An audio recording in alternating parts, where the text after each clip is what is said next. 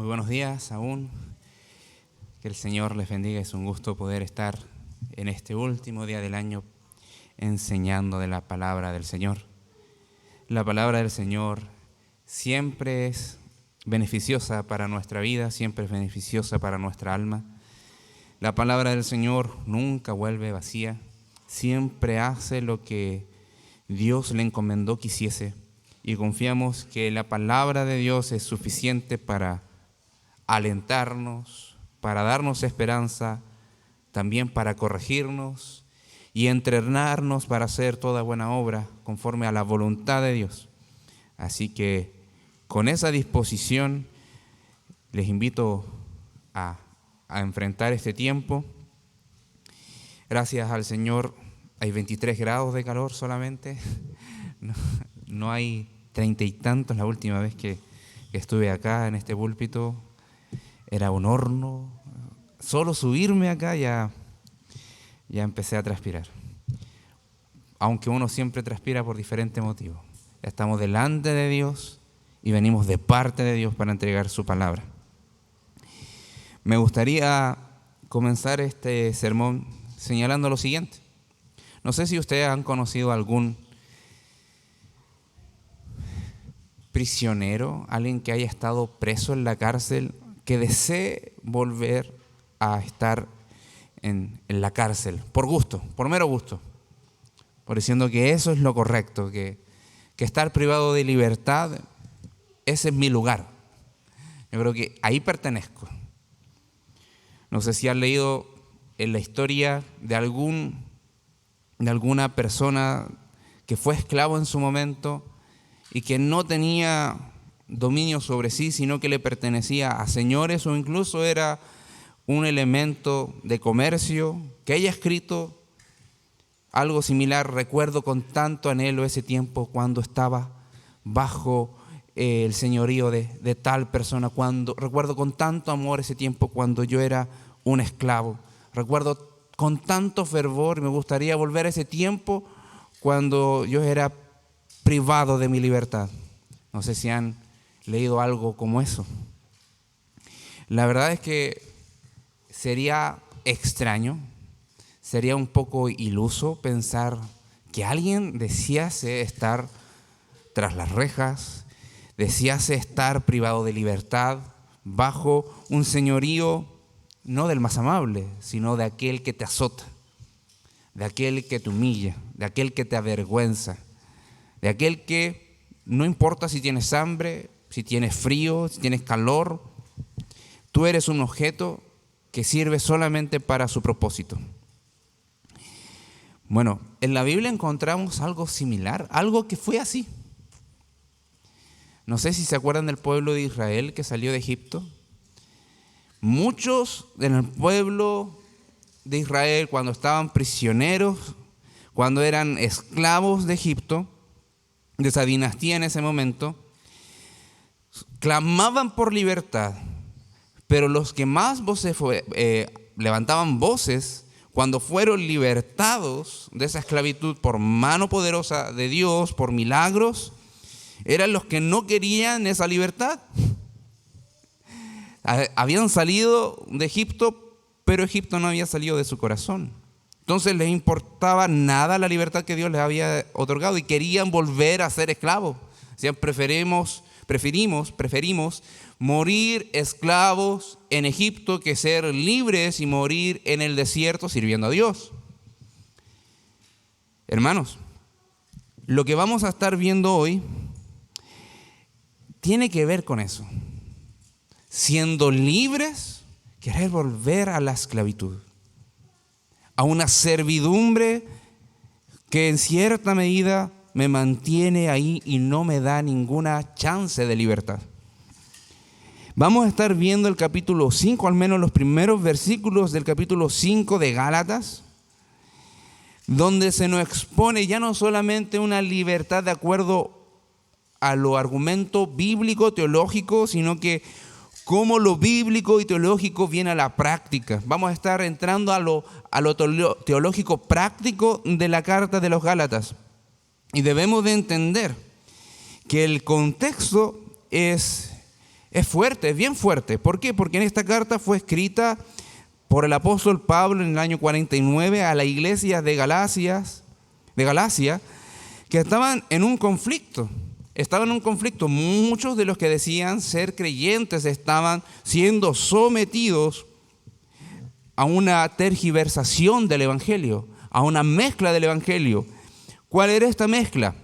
Estaban diciendo muchos que tenían que volver al judaísmo, circuncidarse, recordando el pacto de Abraham, luego someterse a toda la ley ceremonial, civil, que son prácticamente 613 mandamientos, para poder luego, al creer en Cristo Jesús, ser salvo. Si no eres circuncidado y no te sometías a toda la ley, no eras salvo por más que creyeses en Jesús. Pablo estaba totalmente acongojado, Pablo estaba dolido, Pablo estaba triste, Pablo quería estar con ellos, pero por diversos motivos no podía estar inmediatamente ahí con ellos. Entonces les escribe palabras fuertes, les llama insensatos, les encara su falta de capacidad de hacer oposición a falta de fidelidad, a la falta de fidelidad al evangelio. Entonces lo que vamos a ver hoy es que el Señor nos anima a estar firmes en la libertad con la que Cristo nos libertó. ¿Para qué? Para servir a Dios mediante la obediencia a su palabra por amor. Estar firmes en la libertad con la que Cristo nos hizo libres para obedecer a su palabra por amor. No es al revés. No es que obedecemos la palabra de Dios para ser libres, sino por la fe somos libertados en Cristo. Mi obediencia no me quita mis cadenas de pecado, no me quita mi muerte espiritual, mi obediencia. Mi obediencia débil a la palabra de Dios solamente me es testimonio a mí que soy insuficiente para llegar al cielo y decir, Padre, recíbeme. El que dice, Padre, recíbeme es Cristo. Y no solamente dice eso, sino que dice, recibe a los que yo he redimido y he lavado con mi sangre. Y ahí el Padre los recibe. Antes de entrar de lleno a la lectura, me gustaría que orásemos al Señor. Padre, en el glorioso nombre de Jesús, venimos a ti agradecidos por tu amor, porque tú eres bueno. Esta gracia maravillosa que hemos recibido para salvación y para vivir la vida delante de ti, no la merecíamos, por eso es gracia y te alabamos por ello. Ayúdanos a entender la magnitud divina, gloriosa, que alberga tu gracia en nuestra vida, la importancia de la gracia en nuestra vida, no solamente para el día que fuimos salvos, sino para el día a día, donde enfrentamos muchas veces oposición a tu evangelio y muchas veces en los días que somos tentados. Ayúdanos, Padre, porque te necesitamos para entender tu palabra, ser fortalecidos por tu palabra, recibir el poder por tu palabra para vivir una vida que te agrade. En el nombre de Jesús oramos. Amén.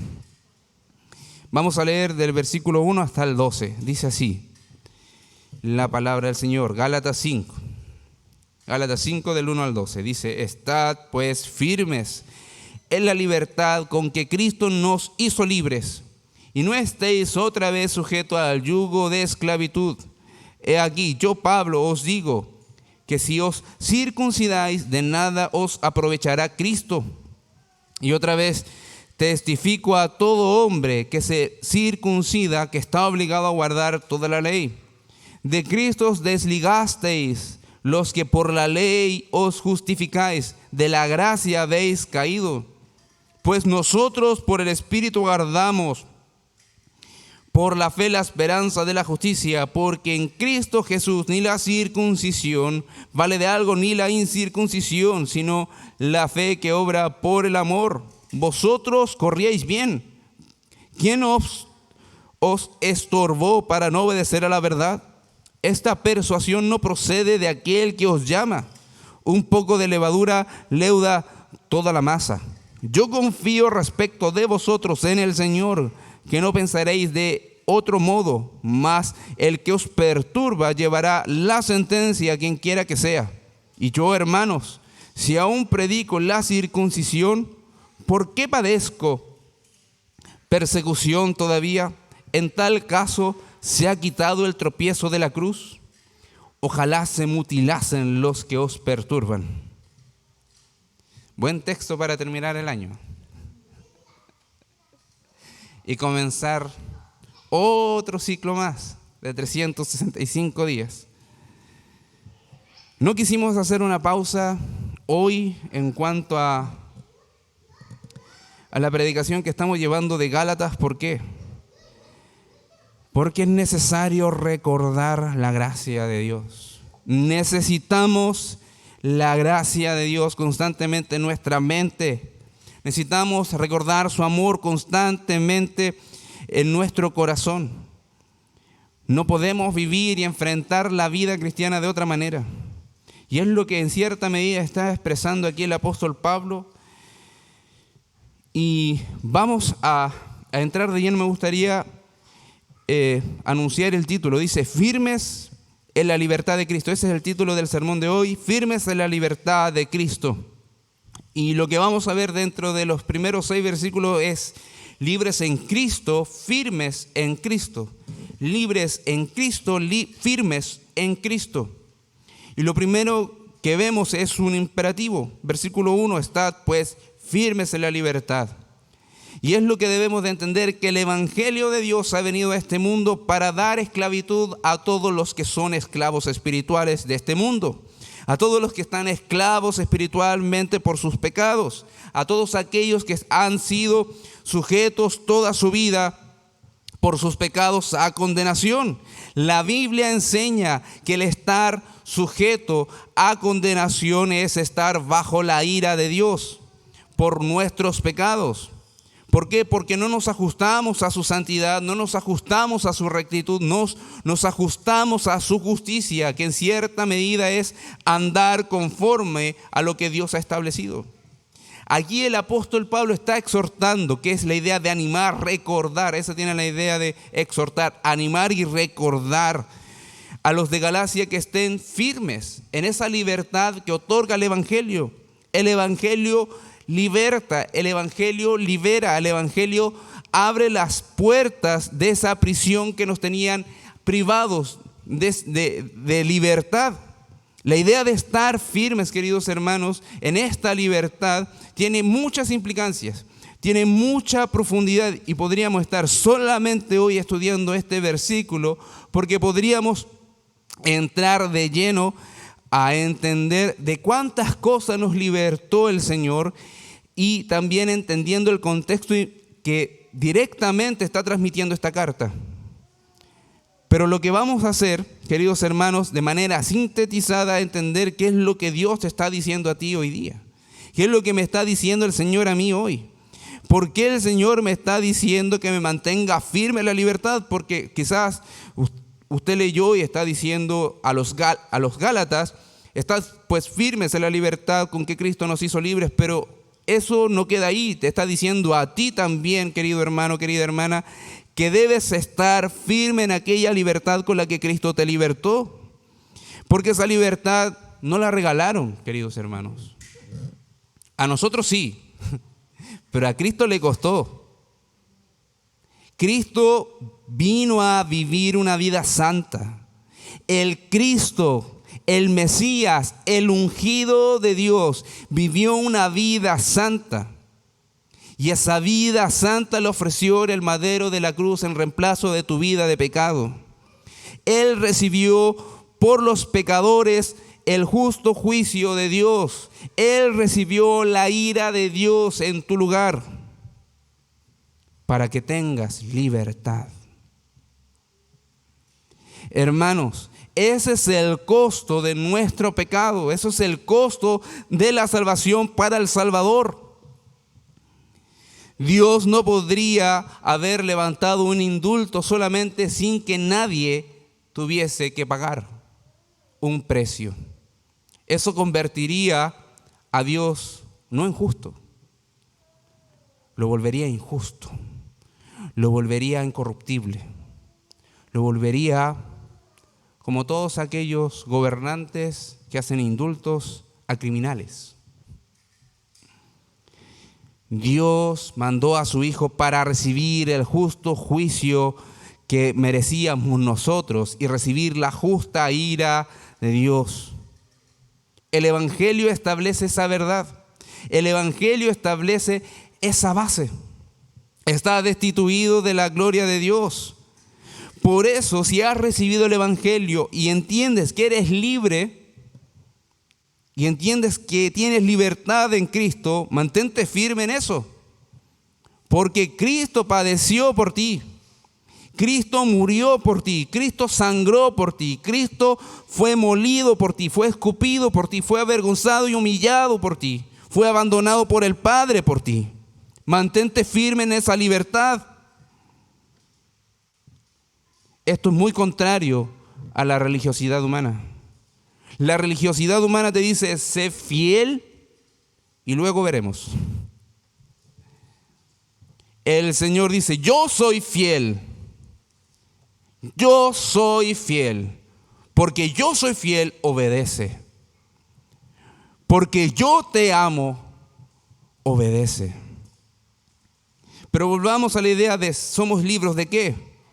El texto nos está apuntando de que somos libres de la servidumbre que provocaba la ley en el antiguo pacto.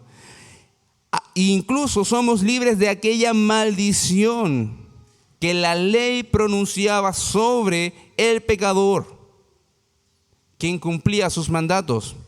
Pero no cualquier incumplimiento, uno casual, sino un incumplimiento constante, fragante y completamente voluntario.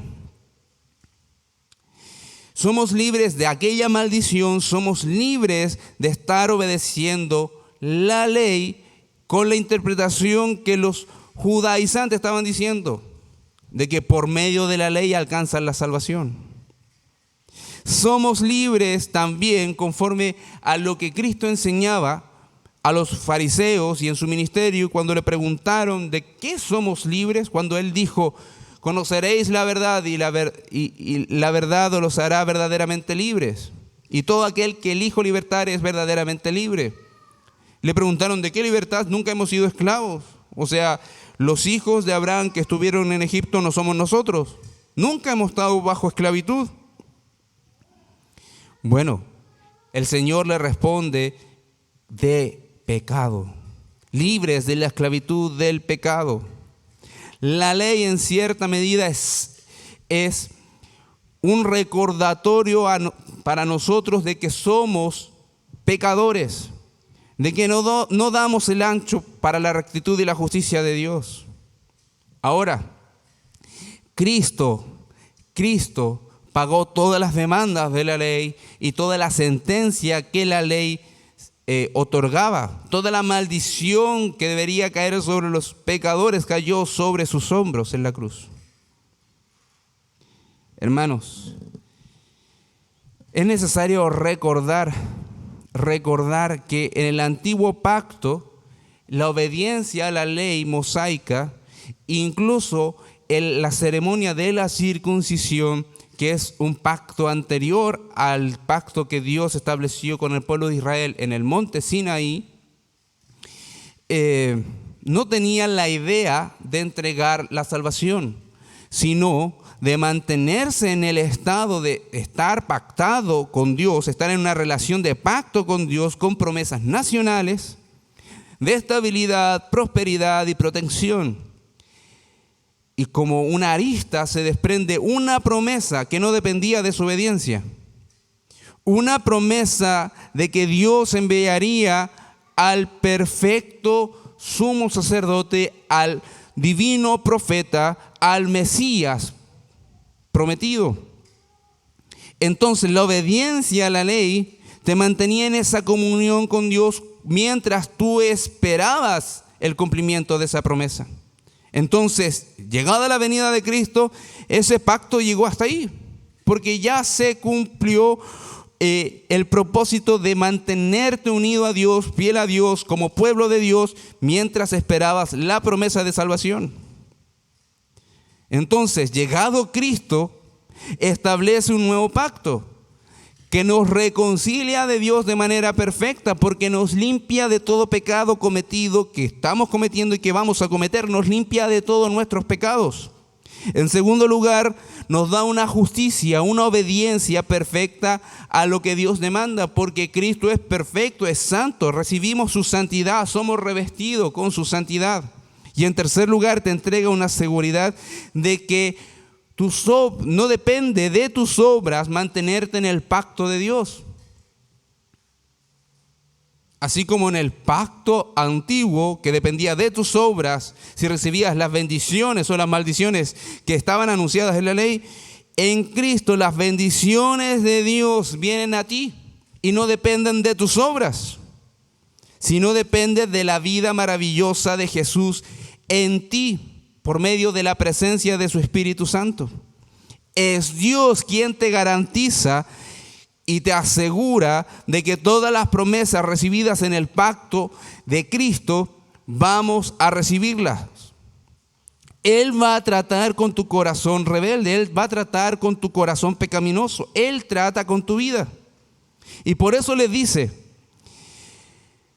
manténgase firme la libertad con la que Cristo nos hizo libres. No vuelvan al yugo de la esclavitud. No vuelvan al yugo de la esclavitud.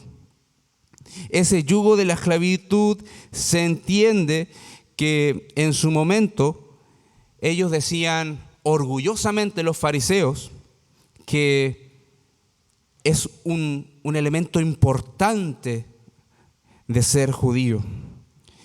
Eran orgullosos de decir: nosotros estamos bajo el yugo de la ley. Estamos felices de estar bajo el yugo de la ley, porque en cierta medida ellos pensaban que les daba estatus, moralidad, espiritualidad. Pero la esencia del cristianismo y de la verdad cristiana es estar bajo el yugo que Dios establece. Y el yugo que Dios establece es entender que la ley te impulsaba a Cristo y que llegado Cristo debes estar bajo su yugo. Su yugo te une a Él y ligera es su carga. Por eso hace ese anuncio: vengan a mí todos los que estén cargados y trabajados, que yo los haré descansar. Su yugo es ligero, su yugo es fácil. Debes de entregarte a Él. Ahora, pensando en eso, el versículo 2 dice: he aquí, yo Pablo os digo que si os circuncidáis, de nada aprovechará a Cristo. Son dos cosas diferentes, queridos hermanos. Vuelve a repetir: yo Pablo, o sea, yo mismo estoy escribiendo esto, estoy totalmente preocupado por ustedes, porque si vuelven a circuncidarse, que es una incisión en el aparato reproductor masculino que saca el prepucio, de nada les sirve, porque esas obras no suman a la obra de Cristo. Esa circuncisión no suma a la obra de Cristo. Y de hecho, en el antiguo pacto tampoco sumaba si lo hacían solamente por cultura, por costumbre, por tradición. No sumaba de nada. Porque muchos de los que fueron circuncidados murieron también en el desierto por el juicio de Dios. Si la circuncisión significaba que tu corazón era un corazón creyente, que estaba anclado en Dios, ahí estamos hablando de alguien que realmente está bajo el pacto de Dios, conforme a la promesa que Dios le hizo a Abraham, que va a bendecir el mundo entero con su descendencia, y que su nombre iba a ser reconocido, y que por medio de él nacería el descendiente y bendecería a toda la familia de la tierra. Ese descendiente final es Jesús. Entonces, de nada sirve una circuncisión si tu corazón aún mantiene ese pecado, esa incredulidad. Si tu corazón no está circuncidado, está diciendo, tampoco aprovecha. Entonces, de nada les aprovecha Cristo si ustedes confían en su carne. Versículo 3, y otra vez testifico, eso lo dijo en el capítulo 3, versículo 10 también, que todo hombre que se circuncida está obligado a guardar toda la ley. Incluso le está colocando un extremo. Si ustedes piensan que se pueden ganar la salvación haciendo un mandamiento seleccionado, como una cosita por acá, otra cosita por allá, están perdidos. La cosa no es así. Porque si incluso nosotros pudiésemos guardar toda la ley, deberíamos cumplirla a cabalidad todos los días de la semana, todas las horas, los segundos y milisegundos que mantiene el tiempo en la semana. Porque solo así mantendríamos una santidad equivalente. Solo así tendríamos una santidad equivalente de lo que Dios demanda. Pero todos hemos de alguna forma quebrantado los mandamientos. Quedémonos solamente con los 10 mandamientos. No les voy a pedir que levanten la mano, pero ¿quién durante la semana sintió codicia en su corazón? Sintió ira y en su corazón quizás cometió un acto terrorista. Un conductor que se cruzó, alguien imprudente que no respetó la fila, alguien que se acordó de la familia. Uno de repente nos recuerda en la familia cuando andamos por la calle y quizás hacemos algo que para alguien le ofendió. Y al reaccionar decimos que Dios le bendiga. ¿Reaccionamos así? Señor te guarde. Todos hemos caído en algún momento de la semana o del día. No levanten la mano, no quiero que se vuelva en ese sentido estas preguntas, pero entender que nadie cumple a cabalidad todos los mandatos. Solo cumpliendo todos los mandatos desde que nacimos, desde que venimos del vientre de nuestra madre, podríamos tener una equivalencia a la justicia perfecta de Dios, a la justicia santa de Dios. Pero no, nadie es capaz. Y eso le estaba diciendo el apóstol Pablo a los de Galacia, a los gálatas que supuestamente se creían más espirituales que solamente aquellos que creían en Cristo solamente para la salvación. Y aquí viene un punto de inflexión, o mejor dicho, una bomba en el argumento de Pablo. Versículo 4. De Cristo os desligasteis, de Cristo te separaste. Todos aquellos que quieren ser justificados por la ley, de la gracia cayeron. Queridos hermanos, yo estoy seguro que a todos nos han dicho cosas ofensivas. Y quizás cuando hemos estado en la escuela, en el periodo escolar, siempre conocimos a alguien que si le decían un insulto perdía todos los estribos y se iba a las manos. Pero creo que cuando nos dicen de Cristo te separaste, no creo que haya un insulto mayor para un cristiano. ¿Qué está queriendo decir acá? El apóstol Pablo no se está quedando corto en las palabras. Está dirigiendo su argumento a lo que Dios está diciendo. Esto es palabra de Dios. Si tú estás confiando en tu carne, te estás separando de tu Señor, de tu Salvador.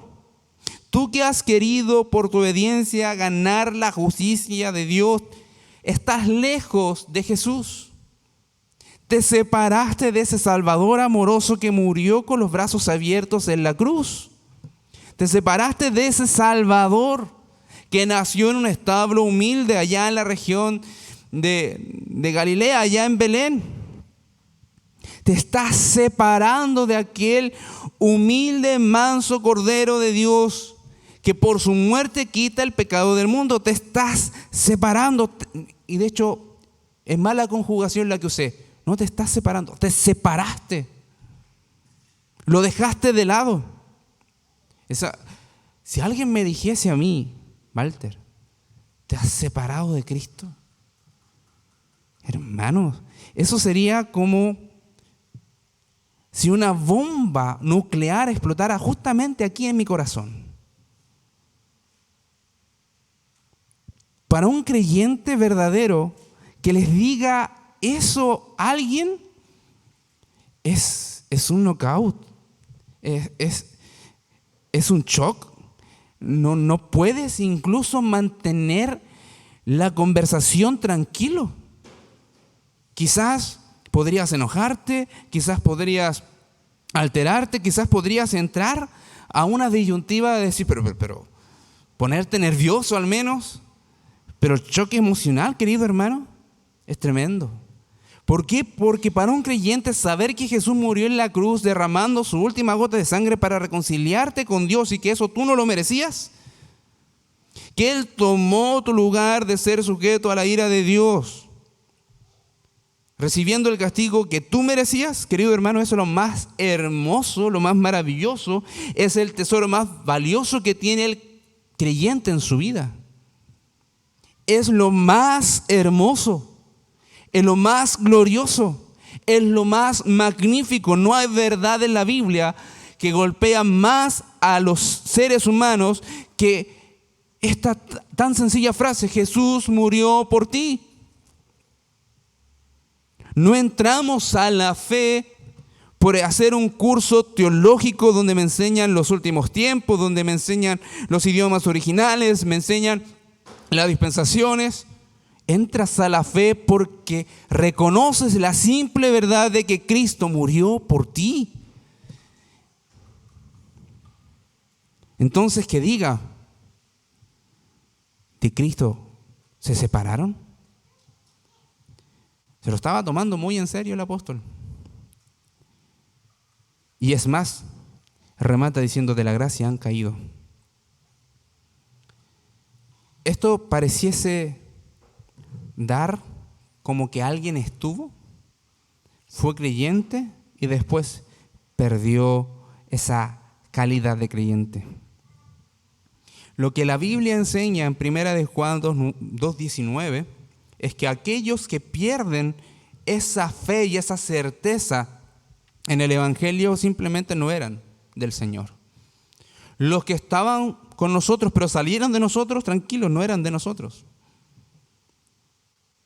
Realmente está graficando, y eso lo va a decir más adelante de una forma diferente. Está graficando que aquellos que pierden esa estabilidad y que caen de la gracia, que cambian el Evangelio santo de Dios por eso maravilloso que hizo el Señor Jesucristo mediante un proceso de reflexión, de análisis, y entran a una convicción distinta y que entienden que sus obras es una parte fundamental para su salvación, el Señor establece que nunca fueron creyentes. Porque cuando recibes a Cristo no lo cambias por tus obras. Cuando ves las maravillosas obras de Cristo no las cambias por ti, por lo que yo puedo hacer. Y es más, dice, versículo 5, pues nosotros por el Espíritu guardamos por fe la esperanza de la justicia. Muy por el contrario, los verdaderos creyentes por el Espíritu son guardados hasta el día de la venida de Cristo. Eso es lo que está queriendo decir. El creyente es guardado no por sus obras, sino por el poder maravilloso, glorioso, divino y todopoderoso del Espíritu Santo, que nos da la esperanza de que un día vamos a entrar al reino de los cielos, no porque hayamos nosotros ofrecido una justicia, sino que recibimos la justicia de Dios y nos lleva a la presencia de Dios y dice: entra al gozo de tu Señor. Es Dios. El Espíritu nos sella, nos asegura que vamos a llegar a la presencia divina del Señor. Y una muestra de eso es que mantienes firme tu profesión en el Evangelio y te mantienes firme en esa libertad. Esa es una muestra. Si alguien en el tiempo renuncia al Evangelio, difama a Jesús y agrega que por sus obras no es suficiente la salvación, sino que además tiene que agregar su obediencia, ¿Cristo no es suficiente? Hermanos, El Señor tiene un trato especial con esas personas y algunas partes de la Biblia dice que es muy severo, porque ninguno de aquellos que gustaron del don celestial, que fueron iluminados, que comprendieron el Evangelio y aún así comprendiendo lo rechazan, dicen no es imposible que luego van a ser renovados. Entonces, versículo 6 dice, porque Cristo Jesús, ni la circuncisión, en Cristo Jesús ni la circuncisión vale algo, ni la incircuncisión, sino la fe que obra por el amor. Y aquí excluye todo. ¿Cuál es el sistema de creencia que Dios establece? Él por la fe en Cristo. Y deja fuera todos los demás sistemas de creencias que nos llevan al cielo. El que obra y el que no obra. Al que hace mucho, al que no hace nada, de nada sirve en Cristo. Porque el que hace mucho y al que no hace nada, no se van a canjear delante de Dios su justicia. Al que hizo mucho, por todas las cosas que hizo bondadosamente, y al que no hizo nada, al que se limitó de ciertos placeres, tampoco. Si no creíste en Cristo, estás perdido. Lo importante es la fe que obra por el amor. Las obras no cuentan para salvación. Y el versículo 6 al final dice, la fe que obra por el amor. Eso es lo importante en Cristo. La fe que salva demuestra su carácter auténtico cuando obedece en amor a Dios. Y obedecer en amor a Dios significa también que estás amando a los demás. Y más adelante por eso, en este mismo capítulo habla del fruto del Espíritu. El fruto no es algo que se aprecia meramente estéticamente, sino que se distingue un sabor especial. Se distingue ese sabor. Da fruto, pero también se distingue ese sabor del amor de Dios.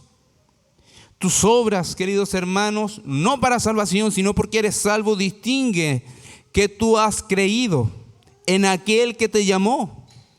Aquel que es impactado por el amor de Dios, queridos hermanos, ama de manera imperfecta, partiendo con Dios. ¿Cuántos de acá nos hemos dicho que amamos al Señor, pero después, minutos más tarde, o horas más tarde, o momentos, instantes más tarde, estamos pecando? ¿Cuánto más con mis hermanos? No estoy diciendo que nos conformemos con eso. Si sabes que te cuesta amar al Señor, busca amarle mejor. Si sabes que te cuesta amar al hermano, busca amarle mejor, porque eso es señal, es fruto de que eres creyente. Si eso no se ve, queridos hermanos, tenemos el derecho a la duda. Y eso es lo que dice el apóstol. Tenemos el derecho a la duda. Si vemos que mi temperamento es mayor que mi amor servicial, tenemos dos caminos. ¿Nos arrepentimos de ello? ¿O seguimos así porque soy así? Si estás aquí hoy, tienes tiempo hasta la venida del Señor para cambiar lo que el Señor te dice que cambies. Pero saben, no es meramente por las obras, sino por la fe que obra por el amor. Hermanos, no puedes avanzar en tu vida espiritual si te has olvidado de la gracia y el amor de Dios. Debes de acercarte a Él para contemplar su amor, su gracia, y eso te va a animar a ti para ser transformado, y el Espíritu va a ser también el que va a transformarte. Pero el Espíritu no obedece por ti. El Espíritu no se arrepiente por ti. Te entrega el arrepentimiento y tú debes de proceder en el arrepentimiento. Es como cuando llegamos a la salvación, el Señor te entrega la fe. ¿Pero quién creyó? ¿El Señor o tú? Tú. Te entrega la fe, pero tú eres el que cree. Entonces debes de proceder con ello. Si no ves el amor y la gracia del Señor, queridos hermanos, vamos a estar dando golpes a ciegas. Vamos a perder nuestra fuerza. Vamos a perder nuestro ánimo. Si nos quedamos solamente con el mandato, queridos hermanos, vamos a estar pensando, es lo que debo de hacer. ¿Y dónde está el amor que recibiste del Señor? Que te motiva, que es una fuente que te alienta para ir y obedecer al Señor. Durante las pruebas, hermanos, de la vida que vienen y vendrán, durante las tentaciones, queridos hermanos, que están presentes y que vienen y que de repente te asaltan, no vas a poder hacerle frente si olvidas la gracia de Dios. No vas a poder hacerle frente si olvidas el amor de Dios. La fe que obra por el amor. Tu obediencia, tu fidelidad a Dios no va a ser tal a no ser que estés mirando el amor divino de Dios. Que estés mirando la gracia divina de Dios. No puedes mantener tu fe vibrante, hermano, si te olvidas de la abundante riqueza de la gracia de Cristo y del abundante amor que ha derramado sobre tu vida. Y quiero que pienses en esto. ¿Has recibido un regalo y después de haber visto que es un obsequio caro, te da como ese bichito de quizás recompensar a esa persona de alguna manera? Y con todos esos favores que en algún momento vas a acumular, poder pagar en el cierto grado el valor del obsequio. A mí me ha pasado un montón de veces. Ahora piensa en el regalo que sería el más costoso. Usa tu imaginación. ¿Qué te podrían regalar a ti que podría ser lo más caro que hayas recibido? Bueno, yo durante mi niñez vi mucho, yo estoy seguro que ustedes también, en la etapa de la vida que se encontraron cuando yo era niño. Mi pobre angelito, solo en casa. ¿Saben en cuánto está evaluada esa casa? Porque es una casa maravillosa. Casi 2.4 millones de dólares. Es una equivalencia en pesos chilenos, son casi 2 billones de pesos. 2 billones de pesos. 1.700, 1.800 millones de pesos. Es tremendo. Yo en mi vida voy a tener esa plata. Y si alguien llegase y me dijese, te tengo un regalo, me pase la llave y empieza a sonar la musiquita. No sé cómo estaría. ¿Qué haría en mi vida? No sé. Buscaría la forma de recompensarle lo que me está entregando. Bueno, queridos hermanos, cuando hablamos del mayor regalo que has recibido en la vida, ya no solamente material, Cristo es invaluable. Cristo es invaluable. El costo del Señor es tan elevado, lo maravilloso del Señor es tan inalcanzable, que aun si vivieras vidas infinitas en diferentes universos replicados, tus obras en agradecimiento no darían el ancho para pagar lo que Cristo hizo por ti. Cristo vale más que todas las vidas de los seres humanos existentes y que van a existir. El regalo que te entregó no se compara. Entonces, hermanos, cuando te dice la palabra del Señor que la fe obra por el amor, no te está diciendo que obres en respuesta al amor para pagar. Eso es imposible. Sino para disfrutar de esa maravillosa libertad. Para disfrutar de que has sido libertado por Cristo. Que lo disfrutes ahora y lo vas a disfrutar en la eternidad. Hermanos, piensa, ¿qué te está diciendo la palabra de Dios hoy a ti? Y en fácil, permanece en esa libertad con la que fuiste libertado para obedecer y andar en justicia en cada área de tu vida. Como estudiante de lo que sea, como esposo, como padre, como hermano, como amigo, eres libre para presentar la verdad de Cristo que domina tu vida. Y piensa, ¿te has separado de Cristo en algún área? Si reconoces que te has alejado del Señor en alguna forma, ven a la gracia, ven al Salvador amoroso. Piensa cómo te has congregado hoy. ¿Por el mero mandato? ¿Porque es mi responsabilidad? ¿O porque amas estar en la casa del Señor con tu Señor? ¿Has venido al templo solamente porque no tenías otra opción? Todos los días que venimos a la casa del Señor es porque le amamos a Él. Porque le amamos a Él. ¿Sabes qué? Predícale esto a tu corazón. Predícale esto a tu corazón.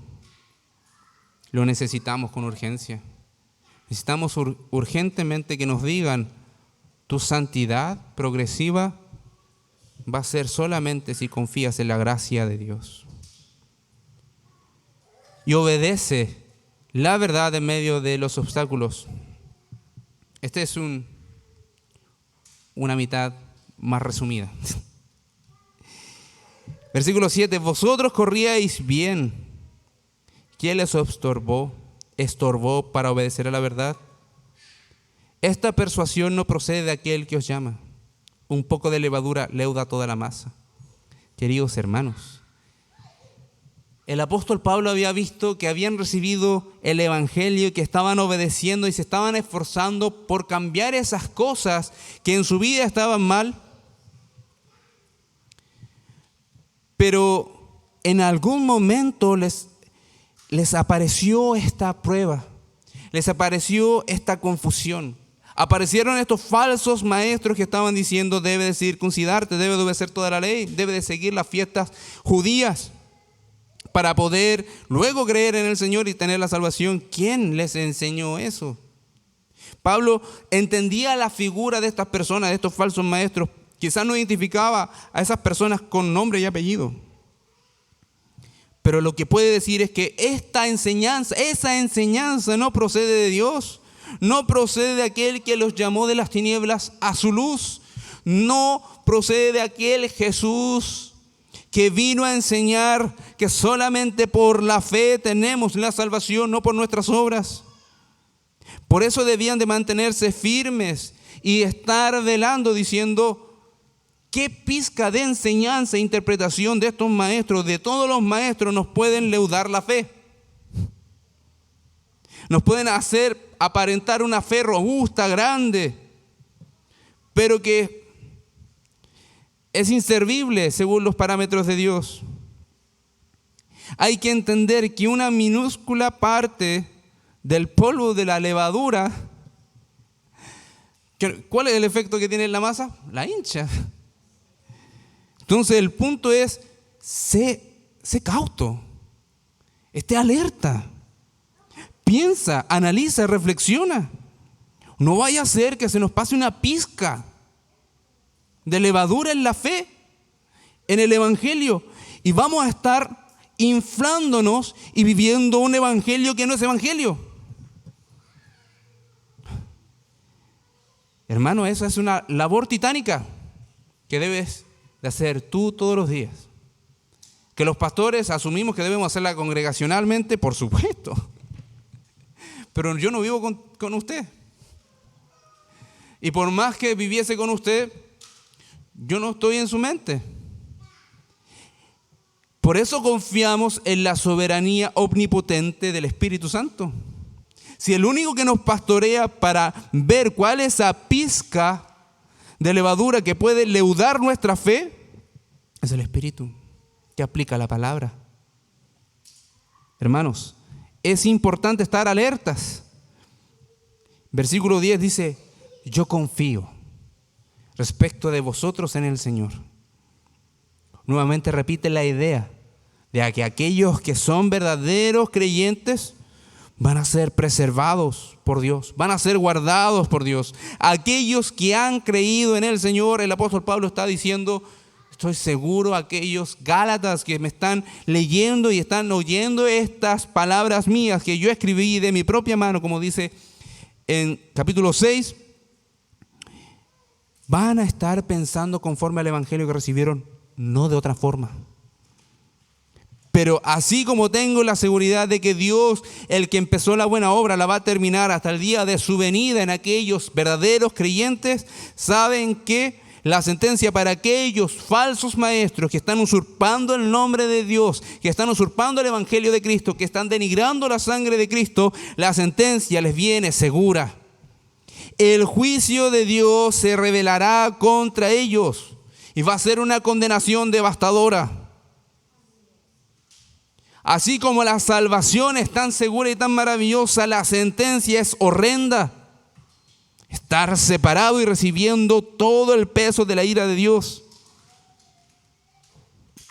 Versículo 11. Y yo, hermanos, si aún predico la circuncisión, ¿por qué padezco persecución? Pareciese que los judaizantes y algunos de esos maestros estaban diciendo, no lo inventamos nosotros. También yo se lo escuché a Pablo predicar esto. No, yo no lo he dicho por mi propia palabra, a mí no se me ocurrió, sino que Pablo también nos envió una carta, también nos dijo, nos enseñó. Algo así tendrían que haber dicho, o algo diferente, pero estaban aludiendo a que Pablo en su autoridad les había dicho. Por eso después, más antes, en los versículos antes dice, yo Pablo le estoy diciendo que el evangelio es esto, pero ellos están diciendo que yo dije otra cosa. Si es así, ¿por qué me persiguen? El tropiezo de la cruz tendría que ser quitado.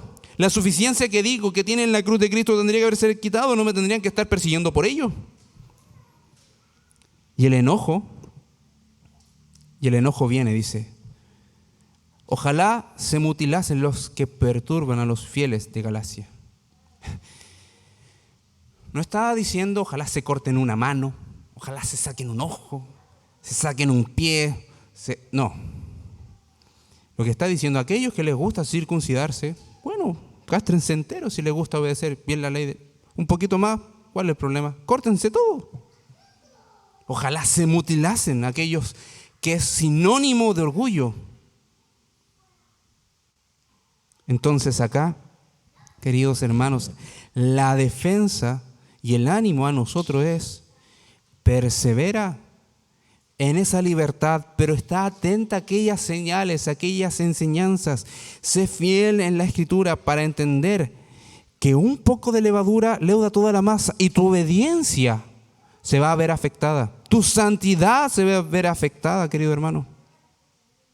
Entonces la pregunta viene a ser a nosotros: ¿cómo estamos obedeciendo al Señor? ¿Estamos obedeciendo conscientes de lo que hemos aprendido? ¿Estamos obedeciendo entendiendo que hay obstáculos y a pesar de ello perseveramos? ¿Estamos colocando oposición cuando se nos quiere hacer creer que lo que creemos es mentira? Queridos hermanos, ustedes han sido llamados a obedecer la verdad por medio del poder del Espíritu. Te animo a que este año sea un año con eso en mente. Si hay un propósito en tu vida, querido hermano, hoy, si amaneciste, hoy, si despertaste y disfrutas de la gracia de Dios, es para amar a Dios. Es para amarle con todo tu corazón. Es que tenemos que preparar una cena. Bueno, que te vean cocinando, que te vean recibiendo a la gente, que te vean compartiendo, amando al Señor, disfrutando de su gracia, que su carácter se note. Pero es porque te encontraste con Él en la mañana, porque lo llevas con Él en tu corazón durante el día, y al acostarte disfruta de esos brazos maravillosos, gloriosos, divinos, que te sostienen y te aseguran que donde Él está, tú también vas a estar. ¿Cree eso, hermano? ¿Espera eso? Un día ver al Señor de regreso en las nubes. Anime a su corazón a perseverar y en medio de la prueba, de la tribulación, encontrar la fortaleza, porque el Evangelio es vida. El Evangelio es poder de Dios para vivir la vida cristiana hoy, esperando el regreso de nuestro Señor. Oramos al Señor.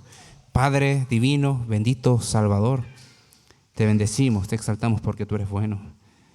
Tú eres glorioso, Señor, y esperamos ser ayudados en este nuevo año, entendiendo lo maravilloso divino que hemos recibido por gracia.